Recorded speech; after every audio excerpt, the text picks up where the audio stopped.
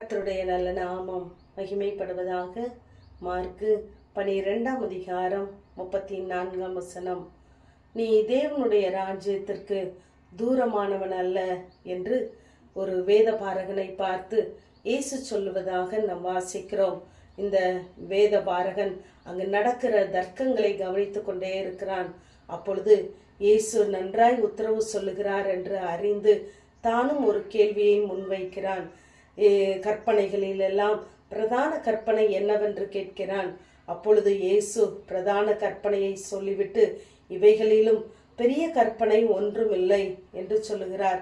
இதை கேட்டதும் இந்த வேதபாரகன் சொல்லுகிறான், முழு இருதயத்தோடும் முழு மனதோடும் முழு ஆத்மாவோடும் முழு பலத்தோடும் அவரிடத்தில் அன்பு கூறுகிறதும் தன்னிடத்தில் அன்பு கூறுகிறது போல் பிறனிடத்தில் அன்பு கூறுகிறதுமே சர்வாங்க தகனம் முதலிய பலிகளை பார்க்கிலும் முக்கியமாயிருக்கிறது என்று சொன்ன இந்த வார்த்தையை இயேசு கேட்டவுடனே, நீ விவேகமாய் உத்தரவு சொன்னாய், ஆகவே நீ தேவனுடைய ராஜ்யத்திற்கு தூரமானவன் அல்ல என்று சொல்லுகிறார். நம்முடைய வாழ்க்கையிலும் நாம் தேவனிடத்திலே முழு மனதோடு முழு பலத்தோடு முழு சிந்தையோடு அன்பு கூறுகிறோமா என்று சிந்தித்து பார்க்க வேண்டும். நாம் நம் உதடுகளினால் கர்த்தரை கனம் பண்ணிவிட்டு நம்முடைய இருதயம் தூரமாய் இருக்குமானால் நாம் தேவனுடைய ராஜ்யத்திற்கும் தூரமானவர்களாகவே இருப்போம். இங்கு சர்வாங்க தகன பலிகள் எல்லாவற்றை பார்க்கிலும் இப்படிப்பட்டவைகள் முக்கியமாய் இருக்கிறது என்று சொன்ன இந்த வார்த்தை இயேசுவை அதிகமாக தொட்டது. நம்முடைய வாழ்க்கையிலும் நாம் தேவனை பிரியப்படுத்துவதற்காக நாம் எதையாகிலும் செய்கிறோமா? இல்லை என்றால் செய்ய வேண்டும் என்ற கட்டாயத்தின் பேரிலே பயத்தின் பேரிலே செய்கிறோமா என்று நாம் யோசித்து பார்க்க வேண்டும். நம்முடைய வழிகள் தேவனுக்கு பிரியமானவைகளாய் இருக்கும் பொழுது நாம் ஒவ்வொரு நாளும் தேவ ராஜ்யத்தை கிட்டி சேருகிறவர்களாய் இருக்கிறோம். நாம் தேவனுக்கு பிரியமில்லாத காரியங்களை செய்யும்போது தேவனுக்கும் தேவனுடைய வார்த்தைக்கும் தேவ ராஜ்யத்திற்கும் நாம் தூரமானவர்களாகவே தள்ளப்படுகிறோம். ஆனால் தேவன் நம்முடைய வாழ்க்கையிலே இல்லாமல் நம்மால் ஒன்றும் செய்ய முடியாது என்பதை நாம் அறிந்து கொள்ள வேண்டும். முன்னொரு காலத்திலே நாமும் தூரமானவர்களாய்தான் இருந்தோம்.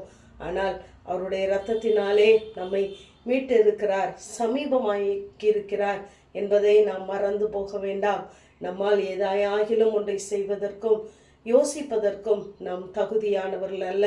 நம்முடைய தகுதியெல்லாம் தேவனாலே உண்டாயிருக்கிறது. ஆகவே நாம் நேசித்து கர்த்தருடைய வேதத்தை வாசிக்க வேண்டும். அவருடைய ராஜ்யத்தை கிட்டி செல்வதற்கு தேவனுக்கு பிரியமானவற்றை நாம் செய்ய வேண்டும். இங்கு இளைய மகன் தகப்பனை விட்டு தூரம் போனதினாலே பன்றியின் தவிடை கூட அவன் சாப்பிடுவதற்கு தகுதி அற்றவனாய் போனான். ஆகவே நம்முடைய வாழ்க்கையிலும் நாம் தேவனை விட்டு தூரம் போய் நம் நன்மைகளை அனுபவிக்க முடியாதபடி நாம் மாட்டிக்கொள்ளாதபடிக்கு தேவனை நாம் ஒவ்வொரு நாளும் கிட்டி சேருகிறவர்களாய் இருப்போம். ஏனென்றால் நமக்கும் தேவனுக்கும் இடையே உள்ள தூரம்தான் சத்துருவுக்கு நாம் கொடுக்கிற இடம். ஆகவே நாம் ஒரு நாளும் தேவனுக்கும் நமக்கும் இடைவெளி வந்து விடாதபடி நாம் மற்றவர்களுக்கு ஜெபிக்கிறவர்களாய் இருப்போம். துன்மார்க்கனுடைய ஆலோசனைக்கு விலகி இருப்போம்.